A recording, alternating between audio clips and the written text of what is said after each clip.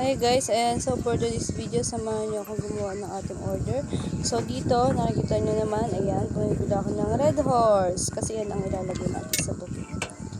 Ayan, so kumuha ako ng tatlo dyan. Kasi nga, syempre, tatlo yung pinapagawa ng customer natin.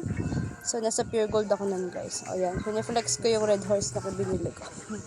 Ayan, inulit ko pa kasi hindi ako satisfied sa unang clear. Ano naman basket? Kimi. Ayan, binabayaran ko na yung nabili kong Red Horse. O, pinakita pa yung resibo. Pack, 160. So, ayun, nasa labas na ako. Ito yung camera ko dyan.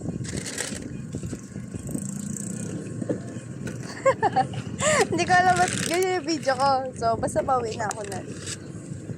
Wala nang edit-edit to. Voice over lang. Pinagsama-sama ko lang yung mga clip. Ano na? Wala na yung clip.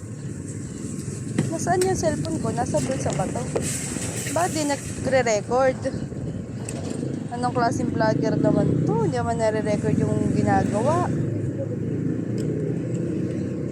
Ano na, ti? Saan yung camera mo dyan? Saan yung camera mo dyan, ti?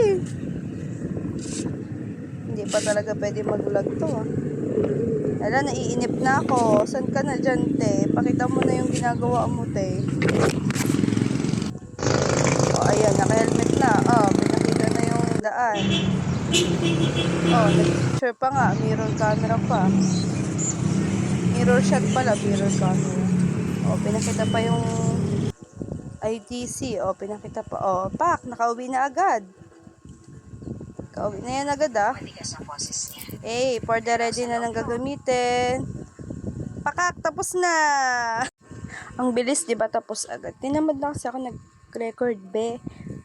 Nahirap ako mag-record habang gumagawa. So, ayan, finished product.